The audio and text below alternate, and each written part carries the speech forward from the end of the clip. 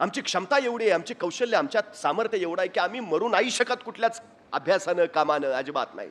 पण त्याचा जो ताण आम्ही घेतो ना, तो आम्हाला थकवतो, तो आम्हाला दमवतो, तो आम्हाला मध्येच वाकवतो, झुकवतो, माघारी फिरायला भाग पडतो. हा ताण हसत खेळत झालं पाहिजे सगळं. कुणी एवढं काय तुम्हाला फासावर नाही देणार कुणी. मध्यंतर मी बातम्या 12वीचा निकाल लागला की आत्महत्या करणाऱ्यांच्या बातम्या वाचल्या. म्हणजे 3 तासाचा पेपर तुमचं आयुष्याचं भविष्य कसं काय ठरवू शकतो. धीरूभाई अंबानीचं रिलायन्स आज जगभर पसरलंय. 4थी नापास होते ते. जगातली 50% अधिक मोठी माणसंही नापास आहेत. अडचण काय आहे. स्टीव्ह जॉबचं शिक्षण किती होतं. ज्ञानेश्वर कुठल्या विद्यापीठात गेले होते, पण विद्यापीठाच्या अभ्यासक्रमात आज ज्ञानेश्वरी आहे.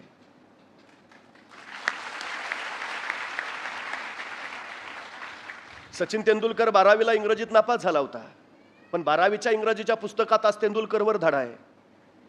एवढा धडा सुद्धा पुरेसा आहे. या जगात पूर्ण परिपक्व कुणीच नसतं. पण चूक झाली याचा अर्थ काही चुकलं असं नव्हे, सगळं गणित फसलं असं नव्हे. चालत राहता यायला पाहिजे, सातत्यानं पुढे झेपावता आलं पाहिजे. ही सगळ्यात महत्वाची गोष्ट आहे. तो ध्यास, तो ठामपणा, तो निर्धार, ती अभिव्यक्ती आणि त्याच्यासाठी करावा लागणारा संघर्ष, करावे लागणारे कष्ट, ही सगळ्यात मोठी गोष्ट आहे, सगळ्यात महत्वाची. आम्हाला ते करता आलं की बस. रात्री अपरात्री काही कधी विचारा. निरीक्षण असलं पाहिजे आमचं आजूबाजूचं. व्यक्तिमत्वाचा अर्थ काय आहे. तुम्ही कसे दिसता नाही, तुम्ही काय पेहराव करता नाही, मग तुम्ही बाहेरून कसे आहात याच्यावरनं तुमचं व्यक्तिमत्व ठरत नाही. तुम्ही आतून कसे आहात याच्यावरनं तुमचं व्यक्तिमत्व ठरतं.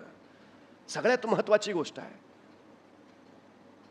मोटरसायकलच्या स्पर्धेमध्ये त्यांनी भाग घेतला. तो दरवर्षी पहिलाच यायचा, यावर्षी येणार निश्चितच होतं. आणि स्पर्धा सुरू झाली, बेभानपणे गाड्या पळवायला सुरुवात केली. पण अचानक पुढे एक ऍक्सिडेंट झाला. त्याचा एक स्पर्धक जखमी रक्ताळलेल्या अवस्थेत खाली पडला होता. त्यांनी स्वतःची गाडी थांबवली, त्या रक्ताळलेल्या मित्राला उचललं, दवाखान्यात पोहोचवलं आणि मग तो शर्यतीत सामील झाला. तो दुसरा तिसरा आला. संयोजकाने विचारलं, पहिला नंबर तुझा चुकला नाही, यावेळी काय झालं. तू म्हटला, माझा मित्र जखमी झाला होता, त्याला दवाखान्यात पोहोचवलं. तो तिथंच ठेवला असता, मी पहिला नंबर मिळवला असता तर माझ्या त्या क्रमांकाला काही अर्थ नव्हता. मला पहिला क्रमांक तेव्हा मिळाला ज्यावेळी मी त्याचा जीव वाचवला. पाशवी ध्येय नकोत. काही करायचं, कसंही करायचं, काही होऊ द्या, पण मी करणारच. मग चांगला वाईट मार्ग ते नाही बघणार, शॉर्टकट लॉंग कट अजिबात नाही. हे सगळं संवेदनाशील आयुष्य आम्हाला निर्माण करत हसत खेळत जगता आलं पाहिजे.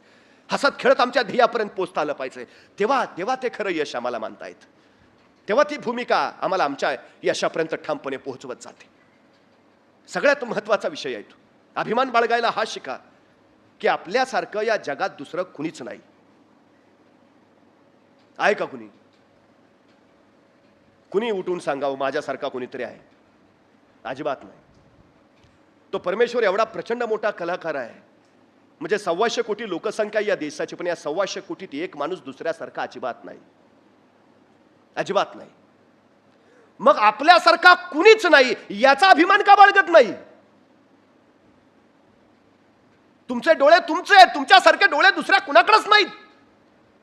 तुमचे चेहरेपट्टी तुमचे, तुमच्यासारखे चेहरेपट्टी दुसऱ्या कुणाकडेच नाही. अहो, तुम्ही एकमेवा द्वितीय आहात याचा अभिमान का बाळगत नाही. आम्ही न्यूनगंड बाळगतो. अपयशाचं सगळ्यात महत्वाचं कारण आहे, सगळ्यात महत्वाचं. ते बाळगू नका, अजिबात नका. मी सुरुवातीला सांगितलेलं, स्वतःचा पराभव तुम्ही स्वतः करणार, दुसरं कुणीच नाही. क्षमता आहेत, सामर्थ्य आहे, कौशल्य आहे, तुम्ही ते करणार. या वृत्तीनं सकारात्मक मनाला शिस्त लावत जर तुम्ही पुढे गेलात तर निश्चितपणे. ठामपणा याचा अर्थ काय आहे. किती ठाम आहात तुम्ही याच्यावर तुमचं आयुष्य अवलंबून आहे. काय काय माणसं आपण चुक म्हणून निर्णयच घेत नाहीत. चुकलो तर काय. म्हणजे एका UPSCच्या विद्यार्थ्याला इंग्रजीबद्दल एवढा भयगंड होता की आपण अधिकारी झाल्यावर आपल्याला इंग्रजीतनं बोलावं लागेल म्हणून तो मुलाखतीलाच गेला नाही. ही वस्तुस्थिती आहे. कोणच नाही तुमचा दुश्मन. तुमचा न्यूनगंड हाच तुमचा सगळ्यात मोठा शत्रू आहे. अजिबात तुमच्यासारखं दुसरं कुणीच नाही. ग्रेटेस्ट आहात तुम्ही, ही भावना पहिल्यांदा डोक्यात. मी सुरुवातीला सांगितलं, स्वतःवर प्रेम करायला शिका, नाही कुणी दुसऱ्यासारखं. ठाम राहायला शिका. चुकू द्या निर्णय चुकला तर. अडचण काय आहे. यशस्वी कोण होतात. जे योग्य निर्णय घेतात ते नव्हे, तर घेतलेला निर्णय योग्यच कसा होता हे जे सिद्ध करतात ते. सगळ्यात महत्वाचं आहे, मॉन्टी रॉबर्ट नावाचा एक रेसकोर्सवर घोड्यांच्या तबेल्यात काम करणाऱ्या मजुरांचा पोरगा होता. त्याच्या शाळेच्या शेवटच्या दिवशी त्याला निबंध लिहायला सांगितला, माझे स्वप्न. आणि रेसकोर्सवर घोड्यांच्या तबेल्यात काम करणाऱ्या मजुराच्या या पोरानं स्वप्न लिहिलं की एक दिवस माझ्या मालकीचा रेसकोर्स असेल, 200 ते 300 जातिवंत अरेबियन घोडे माझ्याकडे असतील, गाड्या, बंगला आणि जगातला सगळ्यात श्रीमंत म्हणून मला ओळखलं जाईल. निबंध लिहिला, निकाल लागला, त्याच्या वर्गातली सगळी मुलं पास झाली. नापास झाला तो मॉन्टी रॉबर्ट. तो शिक्षिकेकडे गेला, म्हटला, मॅडम मला तुम्ही चुकून नापास केलं, मला पास करा. मॅडम म्हटलं, मी चुकून नाही तुला नापास केलं, जाणीवपूर्वकच केलंय. पण का? अरे तू स्वप्न काय लिहिलं, निबंध काय लिहिलायस तू? तू रेस्कोरचा मालक असणार, 200-300 जातिवंत अरेबियन घोडे तुझ्याकडं, गाड्या, बंगला. अरे वेड्या, शक्य होईल ते स्वप्न बघावं, अशक्य कुठीतलं नाही. कधी कळणार तुला? तुझं हे स्वप्न कधीच पूर्ण होऊ शकत नाही. असं नसतं स्वप्न. अरे तू विसरू नको, तू रेसकोर्सवर काम करणारा एका गरीब मजुराचा मुलगा आहेस. मी तुला पास करूच नाही शकत. नाही मॅडम, तुम्ही मला पास करा. ठीक, तू तुझं स्वप्न बदल, मी तुला पास करते. मॉन्टी म्हणला, नाही मॅडम, मी माझं स्वप्न नाही बदलणार, मी माझ्या स्वप्नावर ठाम आहे. मॅडम म्हटल्या, नाही मग मी तुला पास नाही करणार, तू ठरव, परीक्षेत पास व्हायचंय, पुढच्या वर्गात जायचंय, का हेच स्वप्न ठेवून घरी बसायचं आहे? मॅडम म्हटलं, मी स्वप्न नाही बदलणार, द्या तो निकाल माझ्याकडं. पण लक्षात ठेवा टीचर, एक दिवस मी माझं स्वप्न पूर्ण करणारच. आणि तो मॉन्टी रॉबर्ट तिथून निघून गेला. 20 वर्षानंतर त्याच शिक्षिका त्यांच्या शाळेची सहल घेऊन एका रेसकोर्सला भेट द्यायला गेला. तेव्हा त्या तरुण मालकानं त्यांचं स्वागत केलं, त्यांना सगळा रेसकोर्स फिरून दाखवला. रेसकोर्स बघायचे पैसेही नाही घेतले. शेवटी त्या टीचरना त्यांनी विनंती केली, आपण दुपारचं जेवण माझ्यासोबत घ्याल का? आणि त्या सगळ्या विद्यार्थ्यांना टीचरना घेऊन तो स्वतःच्या डिनर हॉलमध्ये आला.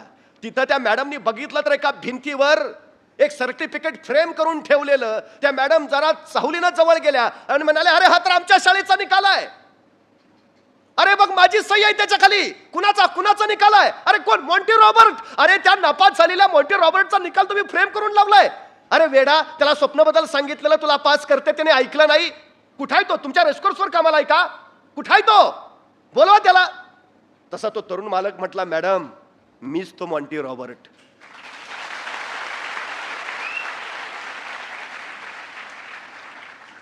आणि मॅडम, मी माझं स्वप्न पूर्ण केलंय. मॅडम, तुमच्या सांगण्यानुसार मी जर स्वप्न बदललं असतं तर शाळेच्या परीक्षेत मी पास झालो असतो, पण जीवनाच्या परीक्षेत मात्र नापास ठरलो असतो.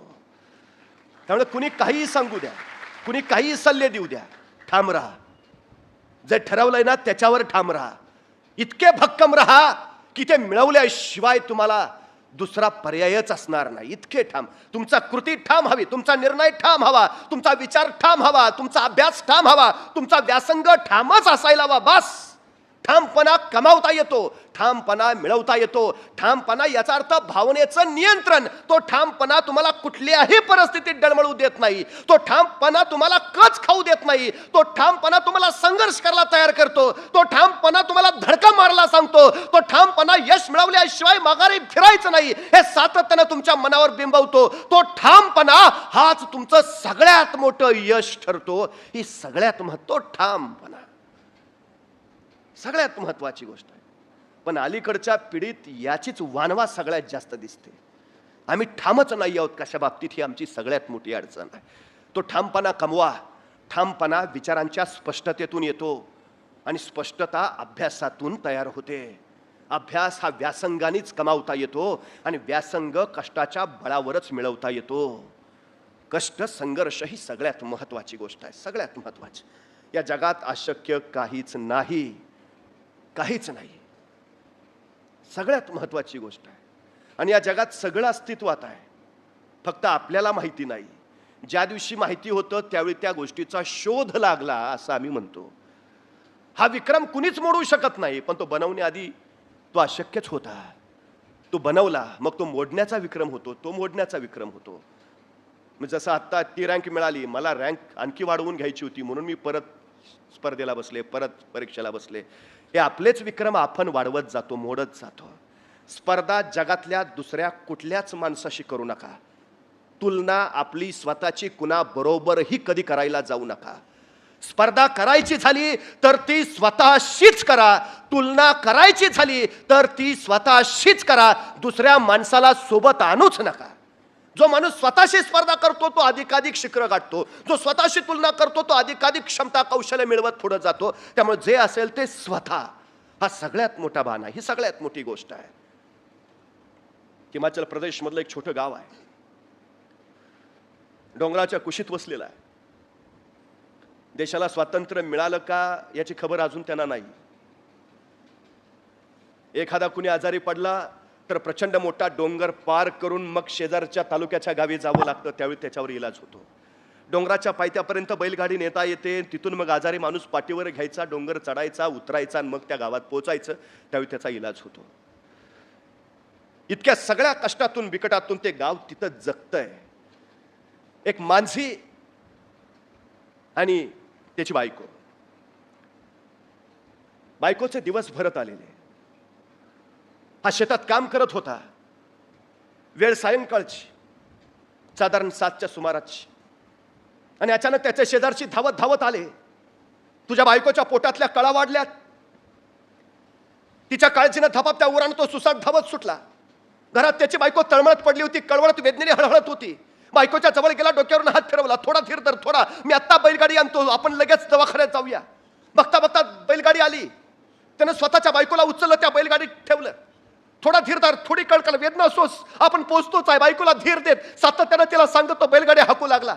बघता बघता अंधार गडद गडद होत झाला. त्याच्या उरातला अंधार सुद्धा तसाच, पण तरी बायकोच्या वेदना त्याला गप्प बसू देत नव्हत्या. तो बैलगाडी जोरात हाकत होता, आणखी जोरात, पण तिला धक्के बसू नयेत म्हणून परत जीव गलबलत होता. पण वेगात गेलो नाही तर पोहोचणार नाही. वेगात गेलो तर बायकोला त्रास होईल. या सगळ्या उलाघालीत तो कसा बसा डोंगराच्या पायथ्याला पोहोचला. आता तो प्रचंड अजस्त्र डोंगर चढायचा होता. तो चढून उतरायचा होता. मग पुढं गाव, मग दवाखाना. बायको वेदनेनं अफाट तळमळत होती. बैलगाडी थांबवली. त्यानं बायकोला स्वतःच्या पाठीवर घेतलं. सांगितलं, काळजी करू नको, मी आहेच तुझ्यासोबत, अजिबात काळजी करू नको. तू फक्त थोडी कळकाळ, थोडा धीर कळ. बायकोला पाठीला बांधलं आणि तो महाकाय डोंगर चढायला त्यांनी सुरुवात केली. पावलं टाकत राहिला. डोंगर चढत राहिला. अर्ध्यापर्यंतला बायको तळमळते. तिच्या वेदना त्याला ऐकू येत आहेत. तिच्या वेदनेबरोबर तो तिला आवरतोय. थोडा धीर धर. बघता आणखी फुडाला. आता डोंगराचा माथा जवळ आला होता. बायको भयान तळमळायला लागलेली, वेदनेनं भयान ओरडत होती. तो त्याला सांगितलं, आलोच बघ, माथ्यावर आलो, आता फक्त उतरायला वेळ नाही लागणार, आपण लगेच उतरू, काळजी करू नको, थोडा धीर धर. बघता बायकोच्या आरोळ्या आणखी घुमल्या. त्याला ते बघवेना, सोसवेना, पावेना, पण त्याही अवस्थेत तो सांगत होता का थोडा धीर धर. हे बघ, आपण पोहोचलोच. आणि बघता तो तिला घेऊन माथ्यावर पोहोचला. आणि अचानक त्याच्या लक्षात आलं, मगापासून कानावर पडणाऱ्या बायकोच्या आरोळ्या आता कानावर येत नाहीत. बायको कणल्याचाही आवाज नाही. काळी सर्व दिशेत चरचरलं. एका अनामिक भीतीनं हररलं. त्याने पाठीवरनं बायकोला उतरवलं. अगं आलो ना, आपण माथ्यावर आलोय ग, आता काही क्षणात खाली उतरू. अगं थोडा धीर धर ना, ए उठ. आणि त्याची भीती खरी ठरली. माथ्यावर पोचेपर्यंत त्याच्या बायकोनी जगाचा निरोप घेतला होता. आणि अजून जगाचा चेहराही न बघितलेल्या तिच्या गर्भातल्या मुलानंही आर्तपणे टाहो फोडला. त्याने टसटसा रडायला लागला. अगं थोडा वेळ, पण आता उपयोग नव्हता. त्या महाकाय डोंगराकडे बघत राहिला आणि कडाडला, तू मारलास माझ्या बायकोला, तू गिळलास माझा पोर, तू. पण आता काय? शांतपणे माघारी फिरला. 2 दिवस शोकात गेले, दुःखात गेले. तिसऱ्या दिवशी मात्र मनाशी काहीतरी निश्चय करून एका हातात टिकाव आणि दुसऱ्या हातात फावडं घेऊन तो डोंगराच्या पायथ्याला आला. त्या अजस्त्र महाकाय डोंगराकडे बघत म्हणाला, काही जीव घेतल्याची आतापर्यंत, काही काया मारल्याची आतापर्यंत, काही कळ्या तुझ्या या माथ्यावरच कुस्करल्या असतील. तू ज्यांनी अजून जगाचा चेहराही बघितला नाही, असे कोळे जीव तुझ्या चांगा खांद्यावर शेवटचा श्वास घेऊन संपले असतील. पण आता परत असं होणार नाही. आता कुणाची बायको मरणार नाही ना, आता कुणाचं मोर. आणि त्यांनी कामाला सुरुवात केली. तो डोंगर फोडायला लागला. एकटाच अविरत. माणसं यायची, बघायची, हसायची. वेळ आहे का काय? एकट्याचं काम आहे, खायचं काम आहे. त्याने दुर्लक्ष केलं. तिसऱ्या चौथ्या दिवशी माणसं घोळक्याने यायला लागली, त्याची चेष्टा करायला लागली. अरे पागल आहे का, डोकं फिरलंय का, बायको मेल्याचा धक्का बसला याला, चला कामाला. माणसं यायचे, चेष्टा उडवायचे, हसायचे, निघून जायचे. आठवडा उलटला, महिना उलटला, काम चालूच होतं. बघता बघता माणसं सावध झाली. त्यांना त्याचं गांभीर्य कळालं. एक दोन माणसं येता जातात त्याच्याशी बोलू लागली. बघता बघता त्याला कधीतरी मदत करू लागली. त्याला सांगू लागली, अरे सोपं नाही बरं काम, अरे डोंगर फोडायचं काम एकट्याचं नाही, अरे नको नको शक्ती वाया घालू, अरे पिढ्यानपिढ्या चालत आलंय आपल्याकडं, तू एकटा काय करणार आहेस, तू नको नको हे करूस. पण त्यांनी हट्ट सोडला नाही, त्यांनी ध्येय बदललं नाही. अविरतपणे तो सातत्यानं कष्ट करत राहिला. वर्ष उलटलं, अर्धा डोंगर त्यांनी फोडून काढला होता. 2 वर्ष उलटली, माथ्यापर्यंत तो पोहोचला होता. 3 वर्ष उलटली, 4 वर्ष, 5 वर्ष, 6 वर्ष, 7 वर्ष, 10 वर्ष, 11 वर्ष अविरत सातत्यानं फक्त एकच काम करत होता, डोंगर फोडायचा, बास, दुसरं काही नाही. अखेर 12 वर्ष उलटली आणि त्या 12 वर्षात तरी तो पूर्ण डोंगर फोडून टाकला होता. बैलगाड्या येऊ जाऊ शकतील अशी वाट त्यानं निर्माण केली होती. त्या पलीकडच्या डोंगराच्या पायथ्याला तो बसला, आपणच निर्माण केलेल्या वाटेकडे पाहत, आणि त्या दिवशी शांतपणे मनाशी पुटपुटला. त्या डोंगराकडे बघत त्याला म्हणाला, हरलास तू, आज मी जिंकलोय. आता कुणाची बायको मारणार नाही, आता कुणाचं पोर या दुनियेत येण्यापासून हिरावलं जाणार नाही. हरलास तू, हरलास. आणि ती तयार झालेली सगळी वाट डोळ्यात साठवत तो तिथंच एका दगडाला टेकून बसला. तिथंच, आणि आपल्या ध्यासाचा शेवटचा श्वास घेऊन त्यानं आपला शेवटचा श्वासही तिथंच ठेवला. संपला. 12 वर्ष तब्बल अविरतपणे ते काम करत होता. हिमाचल प्रदेशच्या त्या खेडेगावात जर कधी गेला तर त्या मांझीची समाधी तिथंच पाय त्याला उभारली लोकांनी, जिथं तो टेकून बसला होता, जिथं त्याने शेवटचा श्वास घेतला होता. आणि त्याच्या समाधीवर लिहिलंय, जगातील प्रवास करू पाहणाऱ्या प्रवाशांचा प्रवास सुखकर व्हावा म्हणून ही वाट निर्माण करणारा आधुनिक वाटाड्या इथं कायमचा विसावला आहे. डोंगर दिसतो त्यावेळी तो आपल्याला अशक्यच वाटतो, पण प्रत्यक्ष ज्यावेळी कामाला सुरुवात होते त्यावेळी तो महाकाय डोंगर सुद्धा शरण येतो. एकटा माणूस हे जर करू शकतो तर तुमच्या माझ्यात सुद्धा ती क्षमता आहे, तुमच्या माझ्यात सुद्धा ते सामर्थ्य आहे. आपण ही अशक्य असं काहीही करू शकतो. फक्त माघार घेऊ नका, माघारी फिरू नका, वळू नका, चळू नका, ध्येयापासून ढळू नका. सातत्यानं फक्त अविरतपणे चालत राहा. तुम्ही कोण आहात याला महत्व नाही, तुम्ही काय बनणार आहात हे फार महत्वाचं आहे. सगळ्यात महत्वाची गोष्ट ती. आणि तुम्ही ज्या सेवेत जातात ती प्रशासकीय सेवा आहे, ती सर्वसामान्यांच्या कल्याणाची, हिताची सेवा आहे. तुम्ही स्वतःच्या कर्तृत्वाचा डोंगर फोडाल, पण आता तुमचा प्रवास जगाचा प्रवास सुखकर करावा यासाठी व्हायचा आहे. तुमच्या प्रत्येक निर्णयातनं, तुमच्या प्रत्येक फैसल्यातनं तुम्ही फक्त लोकांचं हित आणि हितच पाहणार आहात, ही सगळ्यात महत्वाची गोष्ट. तुम्ही किती उंचीवर पोहोचला याच्यावर तुमचं यश ठरत नाही, तुम्ही त्या उंचीवर किती जणांना घेऊन आला याच्यावर तुमचं यश ठरतं. त्यामुळे सगळ्यात महत्वाचा विषय,